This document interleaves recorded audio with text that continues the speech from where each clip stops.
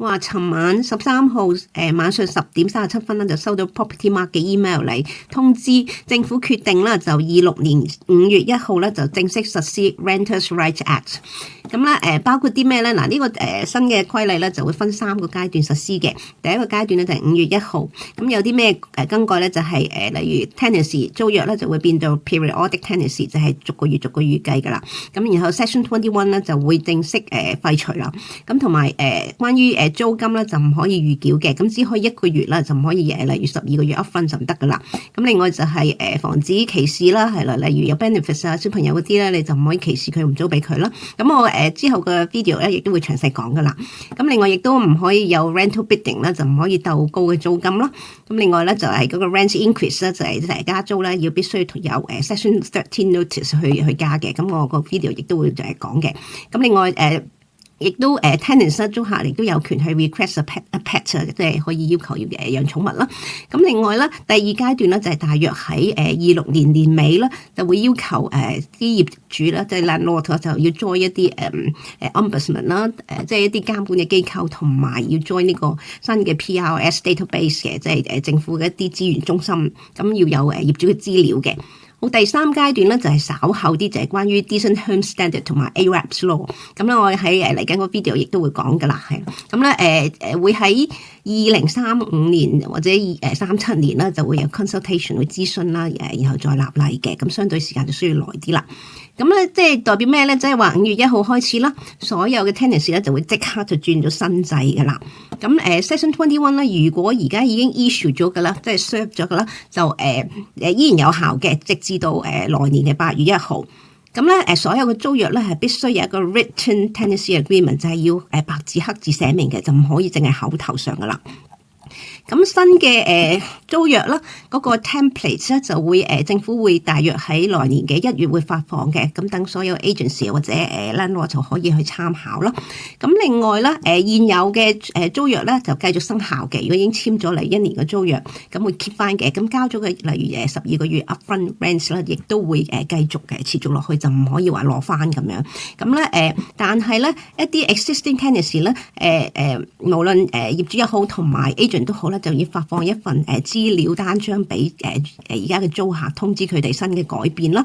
咁呢份嘅資料單張啦，Property Mark 咧仲係同政府傾緊，咁睇下有啲乜嘢需要包含喺入邊嘅，咁就大約喺3月咧就會發放噶啦。咁咧頭先講咗啦，如果交租啦，必須係只係收1個月嘅租金啦，提前，咁必須咧喺簽完租約之後先係可以收嘅，咁呢個要留意翻啦嚇。Section 8 notice 咧，記住啦，喺12個月內咧就唔可以 serve 嘅，除非係其他一啲 grant， 例如 discretionary grant， 包括 antisocial behaviour 啦、breach of tenancy 同埋 rent arrears。我上個 video 都講咗啦，假如佢欠租第3個月開始啦，就可以serve 呢個 Section 8 notice 㗎啦，係啦，咁要就翻嗰個情況決定。當然佢如果一啲違反租約啊，一啲anti-social behaviour 咧，就可以 anytime 都可以 serve 嘅。咁呢啲大家值得留意翻啦。好啦，咁我哋而家即刻去睇我即將嗰段片啦，就講更多關於啲條約啦。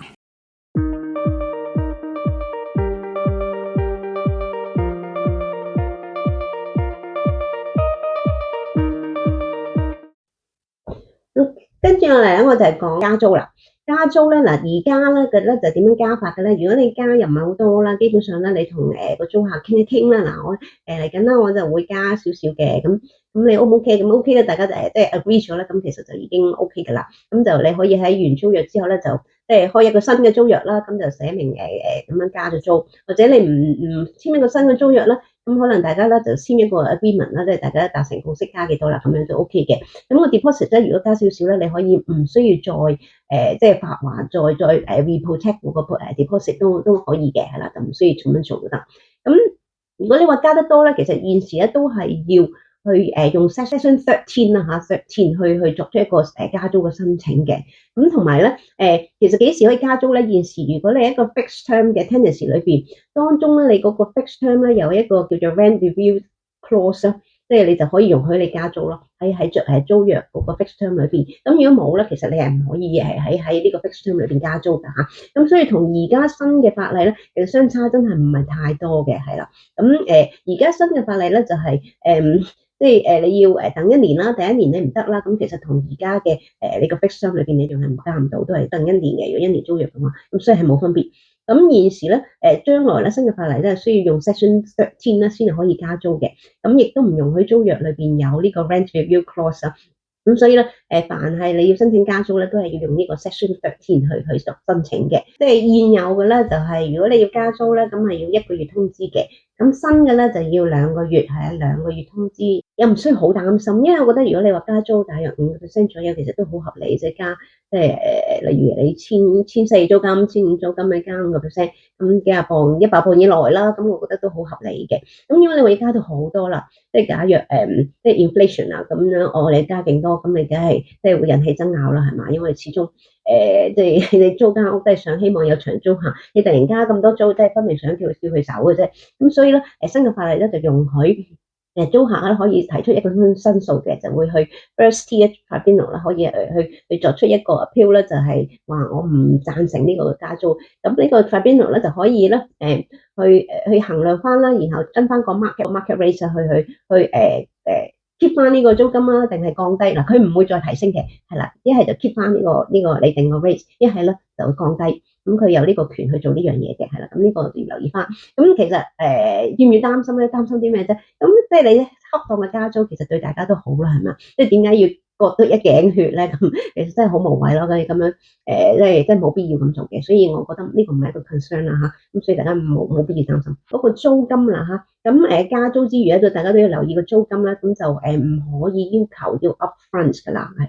咁就係啦，就要逐個月啦嚇。咁有啲人會問啦，如果我啱啱初嚟報道，我又冇 credit，咁我咪揾唔到屋租咯？如果有冇 upfront咁樣？如果初嚟報道乜都冇啦 ，no credit history 啦，no employment 啦等等啦，咁就即係 pass 唔到 referencing 啦。咁所以就有需要咧，就要需要一個 guarantor 啦。嗱 guarantor 啦，有啲人咧好傻㗎嚇，即係我都見到有啲朋友係咁㗎啦。咁啊隨意咧就做人哋嘅 guarantor，做個擔保人喎喺個租約裏邊。咁其實係好大嘅法律責任㗎。如果你個朋友欠租啦，你就要幫佢交租㗎嚇。嗱，記住啦，冇亂嚟啊。其實作為 guarantor 都要做 reference check 嘅。咁如果個租客咧佢嗰個reference check 嗰個要求嗰個 salary 咧係要annual rent 即係全年租金嘅2.5倍啦。咁其實 guarantor 咧大約係3至4倍，一般係3.5倍啦嚇。個要求會更加高嘅。咁第二個 option 就係去買保險啦。咁咧現時咧有一啲你透過例如家居保嘅公司咧加翻啲錢咧就要買個rent guarantee insurance。咁大約我諗每年加多200零磅嘅啫。咁呢隻相對抵啲。咁不過佢哋都會多要求㗎嚇。咁另外一樣咧就係透過agency 去買嗰啲。即係必定每個月一定有租嗰啲就好貴嘅，咁但係當然咧都係出於 landlord 嘅身上啦，咁就我就覺得唔係太理想嘅。咁第一個 option 都可取，都唔算太貴。好，第三個就係你提供多啲額外嘅資料啦，例如你證明到你嘅 saving 係真係有足夠嘅錢啦，即係可能有幾年嘅租金，咁呢啲都可以放心嘅令業主。咁另外就係例如你海外嘅 employer 即係嘅信啦，證明你啊有嘅即係有足夠嘅 salary 啊之類啦嚇，咁即係有足夠嘅 saving 啦。咁其實呢啲咧都可以作為即係個保證啦。假如咧而家現時嘅租約咧都已經俾咗upfront啦。咁雖然可能政府會特定某一日會全部變晒 automatically 會變咗periodic 嘅 tenancy 啦。咁佢交咗啲upfront都會係 keep 翻嘅，就冇得話我又要攞翻咁樣。另外就係養寵物啦。咁其實咧喺英國嘅寵物又好似冇咁多嘢要宣泄嘅，因為始終例如養狗啦嚇，咁大家最擔心係養狗啫，因為其實有好多 open area 啦，就可以俾啲狗去放電嘅。我見到呢度啲人咧係落住雨咧，佢都要 walk the dog 嘅，所以咧佢出去放晒電啊。其實翻到屋企咧，啲狗咧應該唔會有好多走嚟走去或者搞亂檔嘅，所以相對呢度啲狗咧，我自己覺得係友善好多。同埋溫文爾雅啲嘅係啊，即係有時候佢行過咧，咁佢真係好友善啲狗，即係唔會係吠你，又唔會發癲咁樣。咁所以我覺得又唔需要太好擔心。如果真係有寵物嘅話，咁嗱，如果你話真係驚嘅，如果你一個 property 放租咁咧，然後咧就你有好幾個 application，咁你咪揀咯。咁你都唔知噶嘛，咁你有一個其中一個有寵物，咁你咪唔揀，咪揀個冇嘅咯。咁最多你可能平啲租俾佢咧咁樣。咁所以即係你係有選擇權嘅，咁就唔係話一定要焗住你要揀。咁假設啦嚇，即係得一個 application 啫，咁你真係要揀佢啦，咁又唔係好大問題，咁你咪即係嗱，而家咧有 propose 話即係租客啦，可能要買個 insurance 啦，買個保險嘅，即係保障翻。咁如果有損毀或者咩咧，咁你係要個保險賠翻啦咁樣。例如咬爛晒啲地氈，或者撞爛啲嘢咁樣保險賠啦咁樣，即係有呢個 proposal，但係未定案嘅係啦，咁都叫做一個即係保障嚟嘅。咁另外咧你就即係最好可以喺租約有啲條款就係即係例如搬出啊，要 deep clean 啲地氈啊，其實最大家可能擔心嘅係嗰陣味啦。咁其實係一啲 professional 嗰啲 clean 咧嘅地氈咧，其實可以好乾淨、好清新嘅。咁呢個我真係唔需要太擔心啦。所以我覺得係可以接納係有寵物嘅咯。如果租緊嘅時候咧，租客一直冇寵物，佢突然間又想養喎，咁佢提出你要求啦，你咧就唔可以 say no 嘅，除非你有好合理嘅原因啦。咁佢書面提出啦，你就要28日內啦，要回覆佢話得定唔得啦。咁如果唔得咧，一定係一啲好法律上嘅理由嘅，例如你話你呢間係 apartment 嚟嘅，咁你喺個即係 leasehold 裏邊啦，可能個契啦嚇已經寫明係唔可以寵物嘅。咁如果你俾咗佢養寵物咧，就會違反咗呢啲嘅confidence啦。咁呢啲情況下咧，有機會咧就可以即係 say no 嘅。咁你都要即係到時再留意翻嗰個詳細啦。仲有就係 discrimination ban，就係唔可以去歧視啦。即係例如有啲有小朋友嘅，你唔可以 say no 啦。如果佢攞緊一啲津貼嘅 benefits 嘅，你唔可以 say no 啦。咁當然都係嗰句啦。如果真係有好幾個 application apply 你間屋嘅，咁你咪揀啲你想要嘅咯。咁我冇 discriminate，就只不過我特別中意呢個。咁除非就係得一個人揀，咁你冇辦法，你唔可以 say no 咯，係咯。咁時啲人話我哋攞 benefits 我都唔想租俾你啦。咁又未必嘅喎，即係有啲人又反而覺得攞 benefits 嘅人咧係相對穩定啲嘅。點解咧？因為佢 keep 住每個月都有一定嘅錢政府俾佢啊嘛，咁佢會交租。咁但係你又話，喂，佢可以收咗租金唔俾嘅喎，咁梗係有方法解決啦。咁我就有方法，咁我就嗱，始終咧呢個係我專業啦嚇，咁我就唔方便樣樣都講晒俾大家聽啦，所以我保留住呢個嗱，咁係有方法可以令到佢係個個月都交租俾業主。俾 letting agent 嘅，咁所以咧就唔會有遺漏。嗱，都提翻業主啦嚇，新嘅條例咧係要求業主咧係要 join 一個叫做 database 嘅嚇，就係你要 register 嘅，即係話你啲資料啦，你 landlord 呢個資料啦，包括埋你嘅 property 嗰啲 certificate 可能都要 upload 上去咁樣。咁你要成為一個 landlord 喺佢 database 入邊，咁佢等佢有個 record，你先係可以 serve 到一啲 notice 嘅。咁仲有嘅咧，你就必須要 join 佢嘅 ombudsman。即係一啲叫做 redress scheme 啊，咁呢個用嚟做乜嘅咧？當然其實我哋作為一個 agent 咧，我哋都要即係 join 呢啲 scheme 嘅，即係確保顧客你嘅 clients 或者你個 tenants 咧係可以投訴，有投訴嘅渠道嘅。咁landlord 都一樣啦嚇，其實租客如果有不滿咧，佢哋都期望可以即係有個機制去投訴你啊，即係有咩問題啊咁樣嘅。咁所以咧記住啊，業主係要 join 呢啲咁樣嘅 scheme 啊。大家都應該好關注有一條咧，就係叫做 Decent Home Standard 同埋 AWAPS Law 或者叫 RWAPS Law 啦嚇。咁我用 AWAPS 啦。咁就咩嚟嘅咧？大家都應該好熟悉啦，就係你個 property，你出咗個 property 必須要係 OK 嘅，合乎 standard 嘅。其實我又唔理解喎，你哋驚乜嘢咧嚇？咁你租一間即係唔 standard 嘅屋俾人哋，你會開心嗎？即係住得咁唔安樂，你又會開心咩？作為一個 landlord，點解要咁樣咧？咁即係其實我幫人買屋啊、管理屋啊都好啦，即係我買啦，我必須好揀一啲好啲嘅屋咧。其實你基本上你做 survey 嘅時候，你都睇到屋有啲咩問題啦，例如屋頂啊、牆身啊或者其他嘅嘢有啲咩問題，你知㗎嘛嚇。咁另外咧，如果我幫人去買一間屋咧。咁我咧成交嗰日啦，我收鎖匙啦，咁我會帶埋我個 contractor 去，咁我會檢查晒屋裏邊有啲乜嘢 hazards 啊，或者有啲咩危險嘅地方咧，就會即係會修復嘅。咁就亦都要確保啲 gas 啊、electricity 係安全先就俾租客入去住，即係呢個係你做landlord 基本嘅原則咯，係啊。咁所以我覺得呢個唔係一個咩大問題，所以我成日都強調你買屋咧，你唔好買啲真係咁差，例如差個區爛嘅屋。即係呢啲係好難搞嘅，因為你會面對好多問題嘅。EPC 係其中一樣嘢啦，即係你會超低，就算你嗱，其中一個方法咧就係可以換 boiler 同埋個 heating system 可以改善 EPC 啦。咁但係有啲屋咧即係低到咧，你就算換咗咧，你即係可以 upgrade 咗一個 grade 嘅啫。咁其實都係於事無補係嘛？咁所以咧即係與其咁，你不如買啲正正當當啦，可能200啊嗰啲多少少呢啲屋啦，3房其實你個利潤都已經好好，咁你嘅麻煩咧亦都相對少啦。係啦，咁呢啲條款咧就相對咧可能要耐少少啦，真係全面實施可能都要等到2035年或者之後啦，咁因為佢涉及嘅嘢都幾多啦嚇。咁其實現時嘅法例都有呢啲咁樣嘅standard 啦，即係話俾landlord聽，你幾時要處理呢啲問題啊？你唔處理啦，council 要會插手啊，要處理㗎。咁將來咧呢啲監管咧會多少少嘅，因為佢都希望確保咧啲屋咧真係住得人嘅。咁所以咧作為一個良心嘅 landlord 啦，我係絕對係贊成呢樣嘢啦，係即係你住得唔舒服，你點搞啊嚇？即係又漏水又各樣嘢。咁另外一樣嘢就係嗰個 AWAB's law 啦嚇。就係關於即係毛菌呢樣嘢啦。咁毛菌咧，其實好多時候係點樣形成嘅啦？嗱有外在嘅因素啦，例如間屋啦，有屋頂漏水啦，牆身裂痕啦，各樣嘢。其實或者出邊有落雨啦，啲水位上升啊，你嗰個即係個 damp proof 咧又冇咗，咁都會令到啲水咧滲入嚟，會增加毛菌嘅形成啦。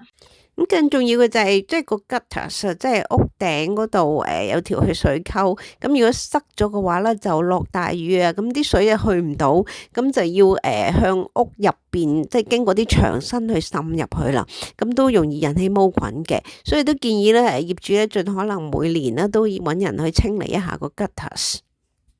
咁第二樣就係個室內嗰個我哋叫 water vapor，咁其實我哋成日都講相對濕度啦嚇，咁當然咧空氣裏邊室內嘅空氣咧都會有佢個 holding capacity，即係有限量嘅。咁當佢超出咗負荷嘅時候咧，就會形成咗水氣啊，咁佢咧都會令到啲牆身會容易發毛嘅。咁即係可以改善嘅方法係咩咧？就係即係例如你煲湯啊、煮嘢食啊，你即係盡量冚蓋啦，即係開窗啦，或者另外沖涼啦。就真係嗱，我知香港人中意用好熱嘅水嘅，同埋真係沖得好頻密。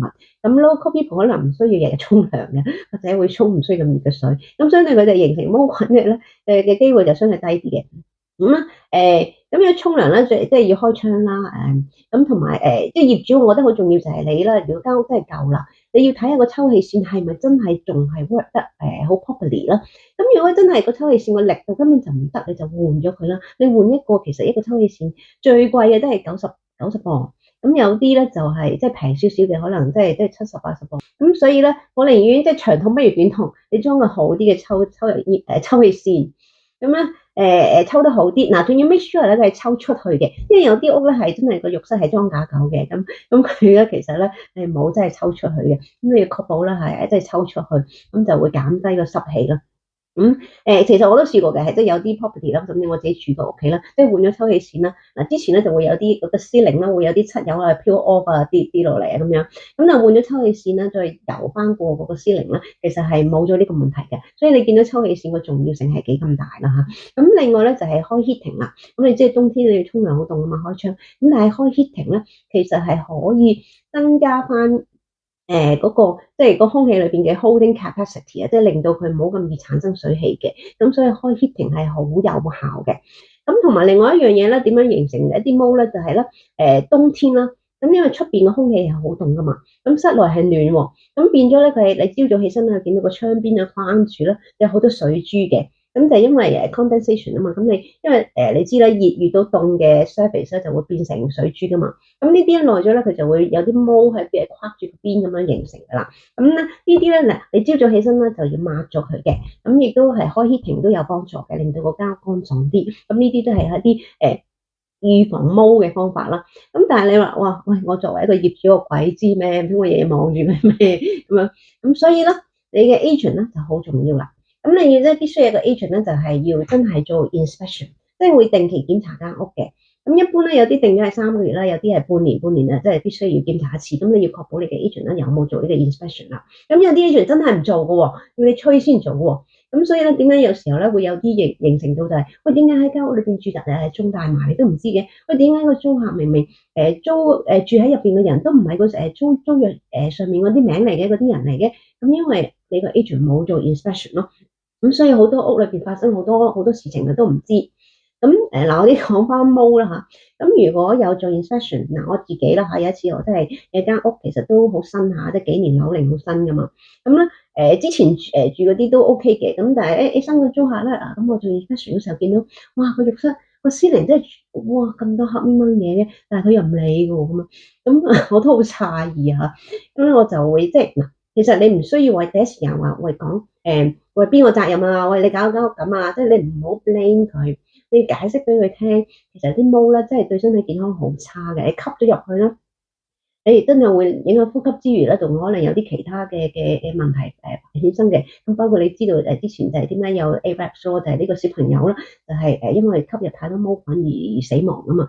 咁所以其實如果佢知道嗰個厲害啦，咁樣就會即係會主動去做嘅。咁你可能俾啲建議佢啦，你要 constructive 嘅係啦，你俾建議佢話俾佢聽點樣去處理。咁同埋可能俾個定嘅日期啦，可能1個星期你處理咗佢啦，其實越快越好啦，因為即係始終你健康嘅問題啊嘛。咁所以咧就係啦，叫佢處理，其實處理係唔貴嘅。咁你可能即係又用啲漂白水啊，稀釋咗，咁去抹咗佢咯。咁如果嚴重啦，係啦，其實有機會真係需要大家去傾啦，需唔需要油翻個司令啊？咁可能有啲窗簾嗰啲可能拆咗佢換咗佢啦。咁呢啲即係涉及錢嘅嘢，可能又都要需要傾一傾嘅。咁你話有時候喂好擔心話邊個嘅責任咧？咁其實都唔難去 identify 嘅。咁例如你租咗即係好幾年啦，其實真係冇呢個事情發生喎。咁呢個新租客嚟咗就真係住咗半年就有呢啲事情發生，咁好明顯就真係佢嘅責任，你就要解釋俾佢聽咯。咁用一啲初步即係嘅做法做咗先解決咗。咁如果情況都係繼續啦，咁你就大家去再研討再深入啲嘅做法咯。咁再傾翻大家個 expenses 啦。咁所以咧都係一啲即係最緊要咧就係及早去處理。所以點解 inspection 係咁重要咧？如果佢係啱啱開始起啦，你已經處理咗佢咧，其實係唔需要話哇又鏟晒個司令又油過又要用好多錢，咁就唔會嘅。咁亦都唔會蔓延到成屋都係。咁所以咧即係及早處理係好緊要咯。特別書同大家解釋咁多咧，都係希望大家了解到，即係現時嘅法例同埋新嘅法例究竟係相差幾多，係咪真係咁？即係新嘅法案係咪真係好似洪水猛獸咁樣好驚啊？要急住買屋咧，其實唔係嘅。咁其實擔心嘅就唔係法例嘅本身，而係你必須要即係審視翻啦。第一就係你自己咯，有冇能力去熟悉呢啲法例同埋執行到咧？你係咪可以 make sure 你自己唔會踩到鋼線，踩到啲陷阱要罰款同埋有其他嘅懲罰咧？第二樣就係，如果你用緊一個 letting agent，你究竟你嗰個管理公司咧係咪真係一個盡責嘅管理公司咧？佢有冇做 inspection 咧？有冇就相關嘅即係一啲指引啦做好咧？有冇定期會 report 啲嘢俾你聽啊？等你知道個狀況。咁亦都即係做好晒 referencing 啦。其實referencing 係好緊要㗎嚇，即係你揀租客嘅時候。有啲agent 咧，就算真係好多年經驗都好，佢哋其實可能即係太多啦，可能 property 太多啦咁樣，咁佢係做得反而係唔夠仔細嘅。即係例如早前啦，我有個 landlord 就真係佢就係揾咗一間都係幾 experience 嘅 agent 啦。咁佢可以做 referencing，例如係明明係一對 couple，佢加幾個小朋友住喎，但係做 referencing 咧就只係做一個，咁變咗咧，哇！真係出事啦，真係欠租啦。即係冇人可以再 contact，因為得佢一個啊嘛。咁如果你有多個，你都可以揾嗰個交，有聯絡嗰個啦。咁甚至嗰個租客咧突然間係失蹤咗，咁都係一個問題啦。點揾佢咧嚇？咁所以即係 referencing 真係要做足嘅，凡係所有成年人咧都必須要做 referencing，就唔可以話skip 咗一個。啲審查啦，特別係佢嗰啲saving 啊 salary 啦，咁佢最着重嘅咧就係你個收入。咁個收入咧就我哋而家係必須要用 open banking 去 check 嘅。咁呢個係一個好完整嘅 system 嚟嘅，就係你只需要提供個 account 俾佢啦，佢就可以 check 晒你所有啲 transaction 啦，包括你每個月係咪有穩定嘅 salary 嚟嘅薪金啦，起碼 check 1年以上啦，咁樣咁佢就知道你係咪真係從事係呢個行業啊，係咪喺呢間公司做，即係會reliable 啲嘅。咁如果你唔做呢樣嘢啦，就例如有間即係 agent 真係淨係收2張嘅payslip，即係一啲糧單，咁證明咗啲咩咧？2個月喎，咁最後咧真係 find out 咧，發覺其實呢間公司喺嗰段期間咧，其實真係冇員工嘅喎，淨係得一個 director 咁樣，即係呢啲咧基本上係即係欺騙案咁樣，咁就係因為個 referencing 做得唔好咯。咁另外咧有個情況咧就係即係個 reference report 啦。其實你要問翻啲嗰個ex-landlord 啊同埋你嘅 employer 一啲意見啫嘛，就住呢個租客。咁我睇到咧嗰個 referencing 咧，真係差到咁樣，就係一句即係 good tenant。咁就full time employee 就咁樣。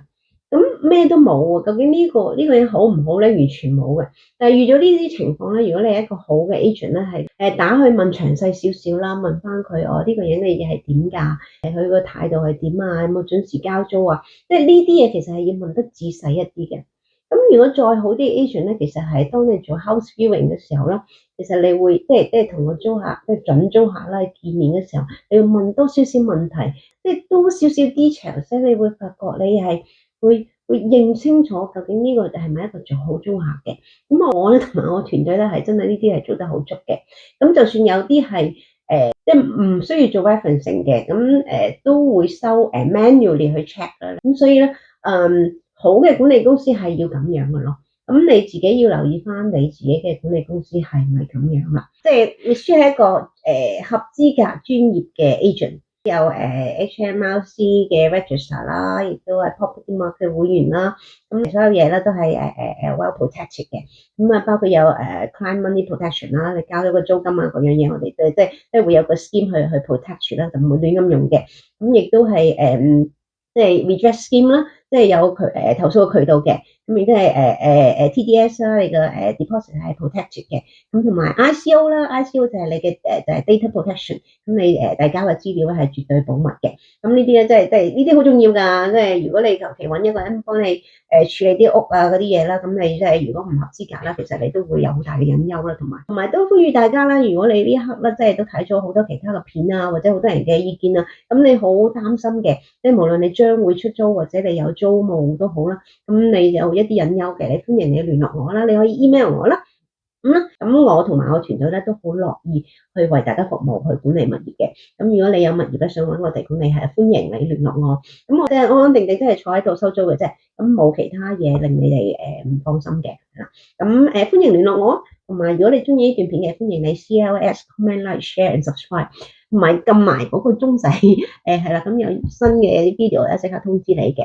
好啦，我哋下次再見啦，拜拜。